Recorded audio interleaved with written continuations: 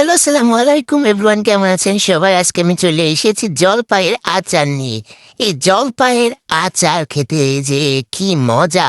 আল্লাহ! অনেক ধরনের জলপাইয়ের আচার রান্না করা যায়। আমি তার মধ্যে আজকে করব জলপাইয়ের ঘাটি আচার। তো আমি এখানে প্যানে দিয়ে দিলাম ৫ ফোড়ন, তারপরে দিয়ে দিয়েছি একটা রসুন আর ২ টা শুকনো মরিচ। এরপরে আমি যে সেদ্ধ করে যে সবগুলো জলপাই যে ম্যাশ করে নিয়েছিলাম সেটি এটা এখানে দিয়ে দিলাম। দিয়ে দেওয়ার পরে এই ঘাটির কাজ হইল, মানে এই আচারের কাজ হইলেও শুধু নাড়তে হবে, নাড়তে হবে আর নাড়তে হবে।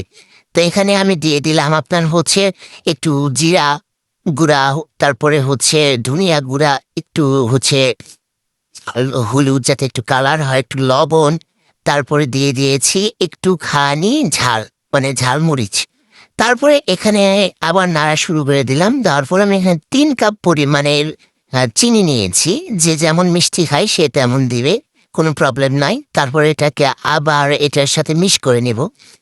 এখন বিষয় হচ্ছে এই যে ঘাটি আচার, এই আচার খাটতে হলে হাতের ১৩টা ১২টা বাজে যাবে। তবে এই যে আমি আগে থেকে করে নেওয়া যে হচ্ছে মশলাগুলো ছিল, এই মশলাগুলো কিভাবে বানাতে হয় সবাই জানে। আজকালের কেউ বাদ নাই যে এগুলো আচার তৈরি করতে পারে না, তাই নতুন করে দেখানোর কিছুই নাই। তো এটা নাড়তে নাড়তে যতক্ষণ না একদম খয়েরি কালার আসতেছে ততক্ষণই নাড়তে হবে। তাই যে আমার রেডি হয়ে গেল জলপাইয়ের আচার। Thank you.